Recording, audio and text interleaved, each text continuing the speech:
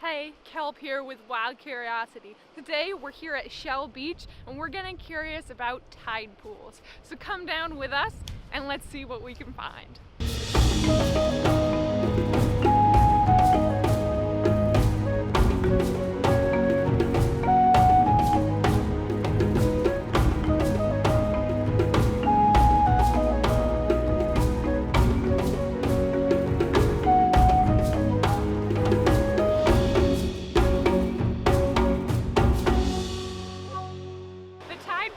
That we have now is heading out into the ocean to become the lowest tide of the afternoon. And as we are here, the tide will actually recede a couple feet, exposing hidden tide pools for us to find. You might be wondering, what is a tide pool and why are they here? On rocky beaches and rocky shores, when the tide goes out over time, it leaves behind pools of water deep inside these rocks. They're almost like little tiny aquariums for people like you and me to find. A few things to keep in mind while exploring these tide pools is one, you're gonna see so much more the more you explore, the more you get curious and say, hey, what's underneath this rock? What can I see if I pick this one up and turn it over? So do your best at exploring, finding the cool places for creatures to hide. But while you are doing this, be sure to keep in mind your safety and the nature's safety. You can keep yourself safe as you scramble over these slick, wet rocks by always having 3 points of contact. 1, 2, and 3. You're essentially turning yourself into a tripod. A walking human tripod is much more stable than just 2 points of contact. And also, another thing to keep in mind is nature. These are their homes. And as we want to explore and get curious about everything, we want to make sure we are treating nature with the respect that it deserves.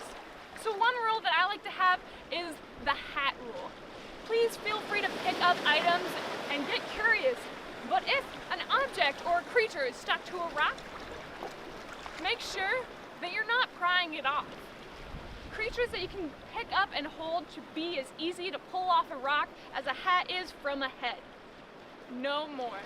If it's stuck even tighter, you could damage it as you pull it off that rock.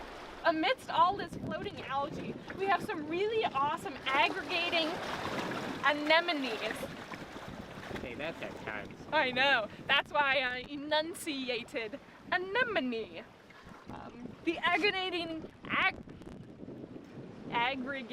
anemones are almost like colonies of anemones that clump together, and they're actually clones. One colony is a clone of the same anemone, and when competing colonies of aggregating anemones get close together, they actually wage all-out war on each other until there's one colony left in the space. That's hardcore. If you take a look down here in this rock, I notice that aggregating anemones are sitting down in divots in the rock, and it's almost like they're enclosed in a little home. Whereas normally we see them just sitting on top of the rock, these ones are almost recessed inside of it. Here in my hand is a hermit crab. He was moving before I plucked him out of the water, and it seems he's being a little shy right now. And seems too shy for the camera, so I'm going to respect his wishes and put him back in the water. One thing to also know is anything that I'm picking out of the water, I'm putting right back in the same location. You never want to pick up an animal and move it to essentially a new house. That would be very rude. Here we have a crab that we just found in the tide pools.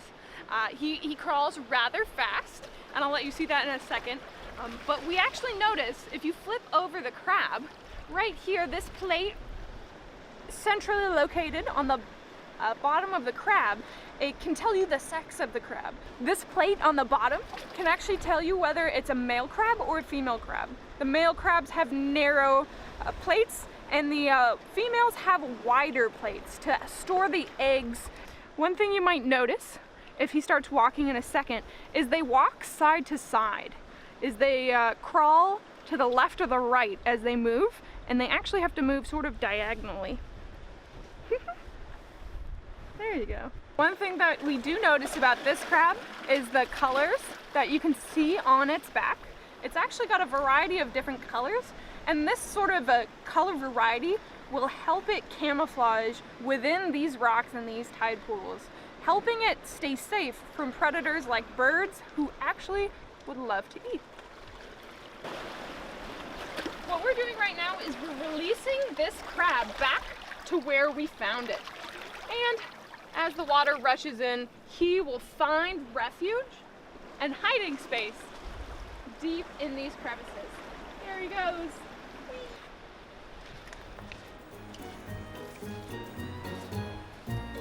Right here on the side of this rock are some California mussels, and they attach themselves to the rock directly. What's totally cool about them is that they're filter feeders and extract organic matter from water to live on. By doing this, they are essentially, in a way, cleaning the water around them. Sort of like a water filter in your home. In this crevice down here, we have a whole bunch of limpets that you can find. You see right here, it almost looks like a larger barnacle, but it's actually a closed shell on top and is a sort of a slug/snail underneath. And they're all over these rocks right in here, and I'm investigating to see if any of them will come off easily so we can see the underside. What's super awesome about this limpet in my hands is you can see the ruffle of its foot. Oh, now it's attached. You can see that's what that foot is designed to do. It's designed to create a suction and grab hold. And also what's really cool about these guys is they can create home scars on rocks. Is eventually they will create a little divot in a rock that will perfectly contain their shell. So it's really hard to pry them off of the rocks because the rock will come up right around it. What's cool about the shell that I have here in my hand, it is a shell of the black turban snail. And here underneath we can see the snail's foot. It came easily off. What's cool about it is we often see these shells and associate them with hermit crabs. And we see them crawling all across in little colonies. But the shell itself actually belongs to a black turban snail. And what hermit crabs do is essentially in their name itself, is they hermit, they wander around to different places and use the shells that have been discarded. Oh, his foot has now become extended and I can feel him. He's gonna start crawling if he has the courage. You might be able to see the foot that's extending. Oh, and he's got a little tentacle feeler sticking out. Oh, and he's trying to crawl this way.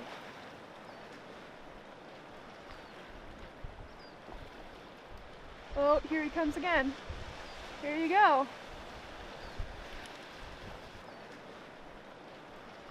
If you look closely here on this rock, we have a very large aggregate anemone colony that almost looks like the entire surface of the rock. But if you get closer, all of this here, extending all the way down and all the way out, is all anemones that have retracted in on themselves to protect themselves from water loss. And we also have a colony right here as well. And my question is, are these part of the same aggregate colony, or are they competing colonies that will eventually compete each other for this space?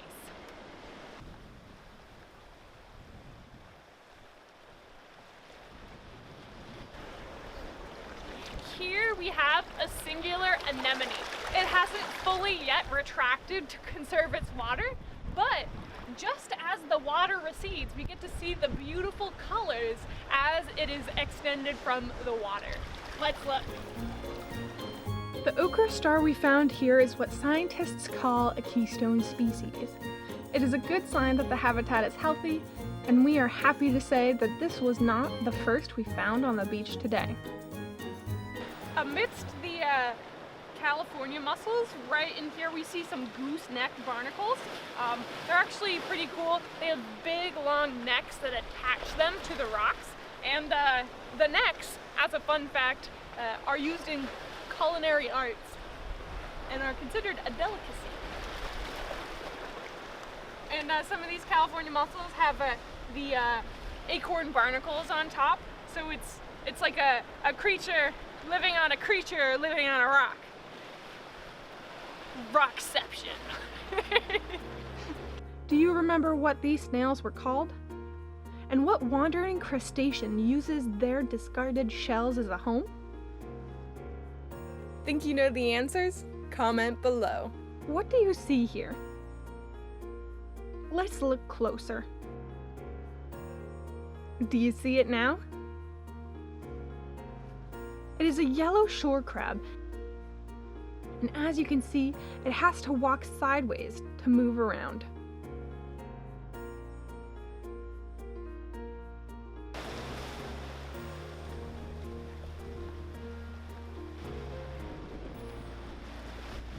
Thank you for exploring the intertidal zone with us today. Remember, always ask questions and stay curious. If you liked this video, please like and subscribe to our channel. Stay tuned for more content. Kelp out.